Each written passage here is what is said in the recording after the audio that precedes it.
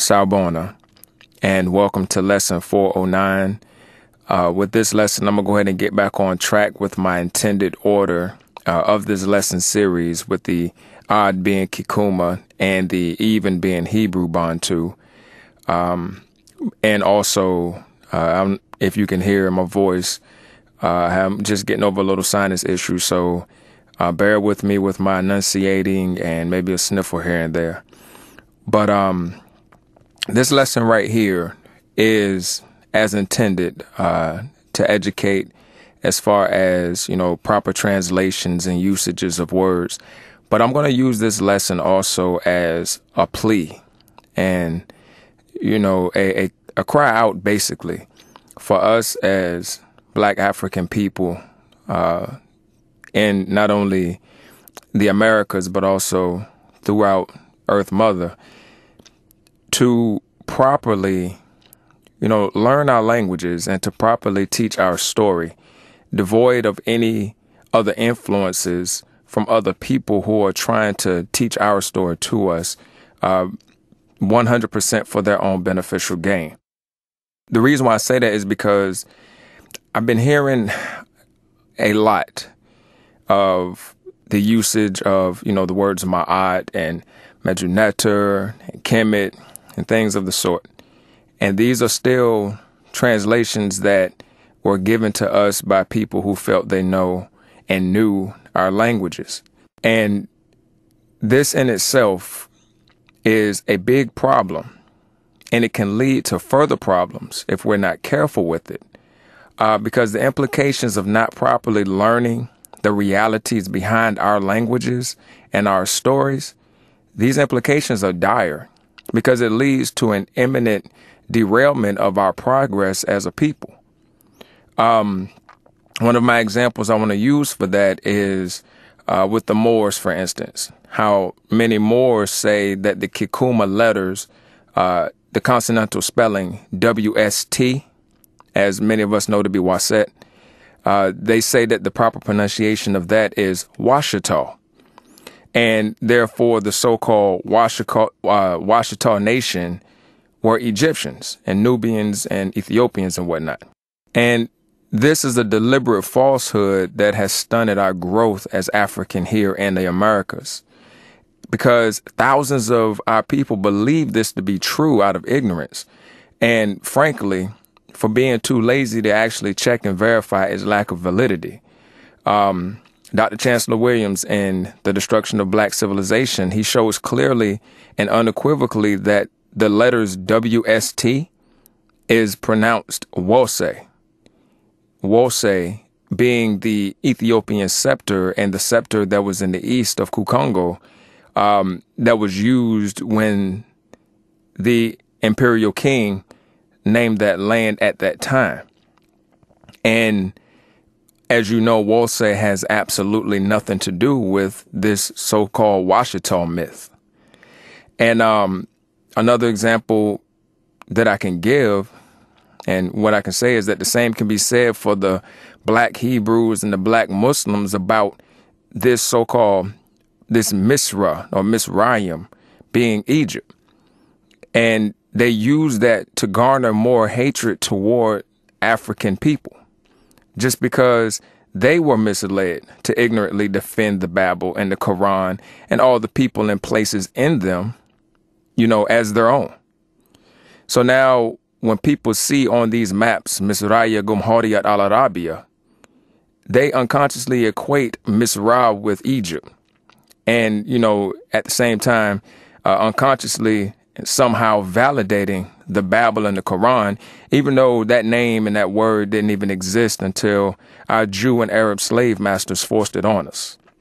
And all of that was an effort to breed more hatred toward us as African people. And eventually that led to self-hatred as well as external hatred. So this is why I say that it's so important to properly learn ourselves and our languages through Afroconsciousness, because we won't continue to fall into these pitfalls that inevitably lead to the demise of our progress as a people, and therefore inevitably the demise of us period, as a people. So that's why I say that this is a plea to get my people, whether you're just starting in the study or you've been in it for a long period of time and you are entrenched in the knowledge and well-versed in the stories and whatnot. It is important for us to learn these properly so we do not continue to make the same mistakes that we have been making by assuming foreign, ideologies and religions and foreign practices as our own, even though, we may interpolate certain things to make it look like it's ours, such as the whole thing with the Black Jesus thing, and then turn around and not realize from the get-go and exegetically that these things were used against us from day one. And if we don't realize that, then that's only going to reinforce why these things were created to begin with and why these practices of the damnatio memoria of not only Kukongo, but all of our accomplishments and all of our people, why these things were put in place from the get-go. We need to grow past these things. We need to do better than saying, waset. We need to do better than saying ma'at and Mtw Ntr and whatever the case might be. Because we're using a false sense of pride because the falsification came from a foreign element, be it Budge, be it Champollion, be it whomever, be it Zahi Hawass and all of these other so-called Egyptologists that are supposed to be studying our story and have become and defined themselves as the definitives in our story. And I say to have false pride because I have seen what real African pride looks like in just the holding on to our languages. There's a brother and a sister. The brother is named Gabriel Koisa, and the sister is named Dusnada Dausa. And they do lessons on Khoikhoi Goab. And so, getting into Khoikhoi Goab, I'm not very proficient at the language as of yet because it's a very complicated, complex, and a very in-depth language, which shows automatically that you have to be highly intelligent to create a language of such detail.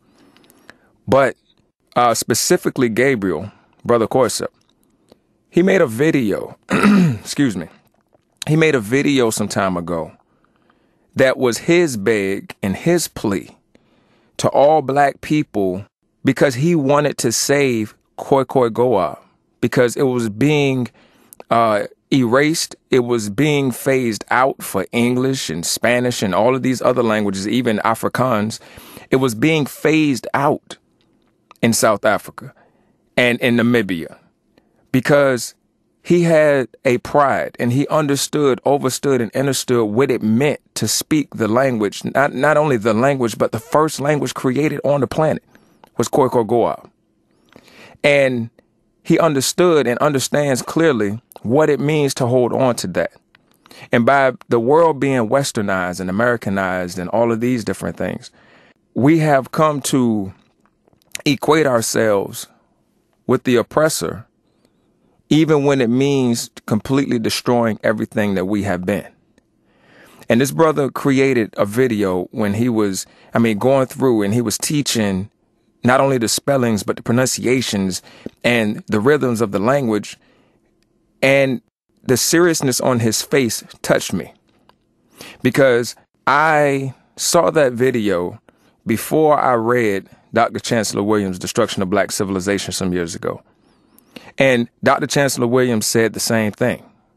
He said that, when he studied the languages and he studied from actual African, he didn't study from Budge. He didn't study from Garner. He didn't study from Zahi. He studied from actual African people. What the words meant, what the traditions were, what our law was, what our customs were in our systems of education, and what has destroyed us from the eyes of African people. And in his book, he said that he could only give a simple example of what he meant when he said that we need to use the proper names. As I mentioned, Wose, rather than saying Waset and other pronunciations of the word. And he said, but he could only give that example because no one would be able to relate to it if he was going to put all of the proper names and translations in the book.